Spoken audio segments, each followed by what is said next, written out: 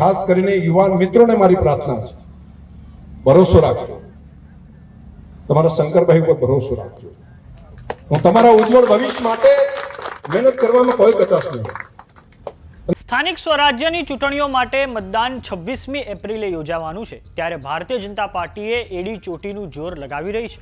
વાત કરીએ નવરચિત વાવ થરાદ જિલ્લાની, તો ત્યાં ભાજપ અને કોંગ્રેસ વચ્ચે કાંટાની ટક્કર છે. તો હવે વિધાનસભાના સ્પીકર શંકર ચૌધરીનું એક નિવેદન સામે આવ્યું છે, જેમાં તેઓ કહી રહ્યા છે કે યુવા મિત્રોને મારી પ્રાર્થના છે કે તમારા શંકરભાઈ પર ભરોસો રાખજો.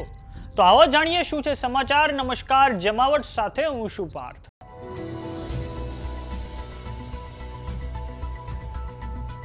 2027માં વિધાનસભા રૂપી ફાઇનલ પહેલા સેમીફાઇનલ ગણાતી સ્થાનિક સ્વરાજ્યની ચૂંટણીઓ માટે 26મી એપ્રિલે મતદાન યોજાવા જઈ રહ્યું છે, ત્યારે તમામ પક્ષો પોતાની તરફેણમાં માહોલ બને તે માટે એડી ચોટીનું જોર લગાવી રહ્યા છે. તો હવે નવરચિત વાવ થરાદ જિલ્લામાં વિધાનસભા સ્પીકર શંકર ચૌધરીનું એક નિવેદન સામે આવ્યું છે, જેમાં તેમના દ્વારા કહેવામાં આવ્યું છે કે તમને પ્રાર્થના કરું છું કે તમારા શંકરભાઈ પર ભરોસો રાખજો, તમારા ઉજ્જવળ ભવિષ્ય માટે મહેનત કરવામાં કોઈ કચાશ નહીં છોડું. હું શબ્દો બોલીને નથી કહેતો, પરંતુ એક્શન એટલે કે કામ કરીને બતાવું છું. આવતીકાલ આપણી ઉજળી કેવી રીતે થાય તે માટે કોઈ કચાશ નહીં છોડું. નજીકના ભવિષ્યમાં પણ આપણે એક નવી હોસ્પિટલનું લોકાર્પણ કરીશું. થોડાક દિવસ પહેલા વડાપ્રધાન નરેન્દ્ર મોદી આવ્યા હતા, ત્યારે તમારા બધાનો ઉત્સાહ જોયો હતો. 26મી જાન્યુઆરીએ પણ વાવ થરાદ જિલ્લાએ જબરજસ્ત ઉજવણી કરી હતી, અને હવે વડાપ્રધાન નરેન્દ્ર મોદી આ જિલ્લામાં એરપોર્ટનું સપનું પણ સાકાર કરી બતાવ્યું છે. થરાદ જિલ્લાની અંદર હવે સિવિલ એવિએશન માટેનું એરપોર્ટ પણ તૈયાર થવા માટેનું કામ આગળ વધી રહ્યું છે. આવો સાંભળીએ વિધાનસભાના સ્પીકર શંકર ચૌધરીએ શું કહ્યું છે. ખાસ કરીને યુવાન મિત્રોને મારી પ્રાર્થના છે, ભરોસો રાખજો, તમારા શંકરભાઈ ઉપર ભરોસો રાખજો. હું તમારા ઉજ્જવળ ભવિષ્ય માટે મહેનત કરવામાં કોઈ કચાશ નહીં. અને કેટલાક શબ્દો બોલીને નથી કહેતો હતો, પરંતુ હું એક્શન લઈને કામ કરીને બતાવતો હોઉં. અને કામ આવતીકાલ ઉજળી કઈ રીતે થાય એના માટે કોઈ કચાશ નહીં. આપણે બધા ભેગા મળીને આ કામને આગળ વધારીએ. અને આજે હીરાભાઈના એમના પેટ્રોલ પંપના પ્રસંગે હું હૃદયથી અભિનંદન. હજુ તો ઘણા બધા પ્રગતિના કામો આપણે ત્યાં ચાલુ થશે, અને નજીકના ભવિષ્યની અંદર આપણી હોસ્પિટલનું લોકાર્પણ કરશું, ત્યારે પણ એક આખો નવો ઇતિહાસ આપણો બનશે.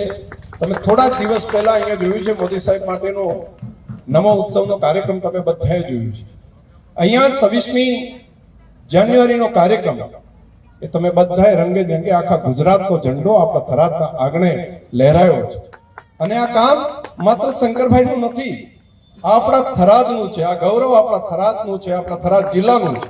કેમ કે આપણા માટે રાજ્ય સરકાર હોય, કેન્દ્ર સરકાર હોય, હમણાં મોદી સાહેબ આ થરાદ જિલ્લાના આંગણે આવીને આ જ ધરતી ઉપર એરપોર્ટ અહીંયા આગળ મંજૂર થાયનું સપનું કોણ વિચાર કરતું હતું, એ કામ ચાલુ કરીને અહીંયા પ્લેન ઉતાર્યું. અને હવે નજીકમાં જ આ થરાદ જિલ્લાની અંદર જ હું બોલું છું, ફરી પાછું ત્રીજી વખત કહું છું, આ થરાદ જિલ્લાની અંદર જ સિવિલ એવિએશન માટેનું એરપોર્ટ પણ તૈયાર થવા માટેનું કામ આગળ વધી રહ્યું છે. અહીંયા હું કોઈ નાની ઘટના નથી એની સાથે નહીં, કે અહીંથી માત્ર 30 મિનિટની અંદર અડધો કલાકના સમયમાં એરપોર્ટ સુધી પહોંચી શકાય એવી વ્યવસ્થા આપણા આંગણે અહીંયા થઈ રહી છે. એની મંજૂરીઓ પણ આવી ગઈ છે. નાની ઘટના નથી, એક નવો ઇતિહાસ બની રહ્યો છે. તમારા બધાનો મારો સહયોગ જોઈએ. આપણે ભેગા મળીને આ કામને આગળ વધારીએ.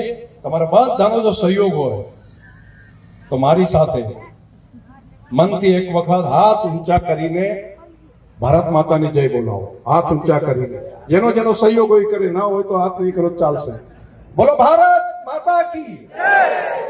ફરી એક વખત ભારત માતા કી જય. वंदे मातरम. आप बहुत अच्छा मोदी जी के लिए बोलते हैं.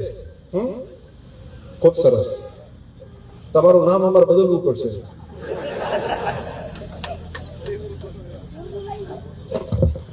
તો વાત કરીએ સત્તાધારી પક્ષ ભારતીય જનતા પાર્ટીની, તો ભારતીય જનતા પાર્ટીમાં મહાનગરોમાં ઉકળતા ચરુ જેવી સ્થિતિનું નિર્માણ થયું છે. ખાસ કરીને વાત કરીએ રાજકોટની, તો રાજકોટમાં ગઈકાલે પ્રદેશ પ્રમુખ જગદીશ વિશ્વકર્માએ ત્યાં ડેમેજ કંટ્રોલની કામગીરી કરવી પડી હતી અને ભાજપના શહેર પ્રમુખ માધવ દવેના ઘરે તેઓ જે નારાજ કાર્યકર્તાઓ છે તેમને પણ તેઓ મળ્યા હતા.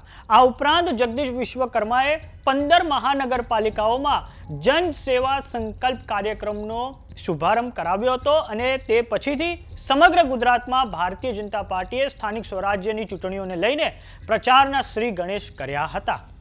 તો સમાચારોમાં અત્યારે બસ આટલું. જોતા રહો જમાવટ. જો તમે અમને યુટ્યુબ પર જોઈ રહ્યા તો સબસ્ક્રાઇબ કરો, જો તમે અમને ફેસબુક પર જોઈ રહ્યા તો ફોલો કરો. સાથે જ અમારી વોટ્સએપ ચેનલ આવી ગઈ છે, જોઈન કરવાનું ના ભૂલતા. નમસ્કાર.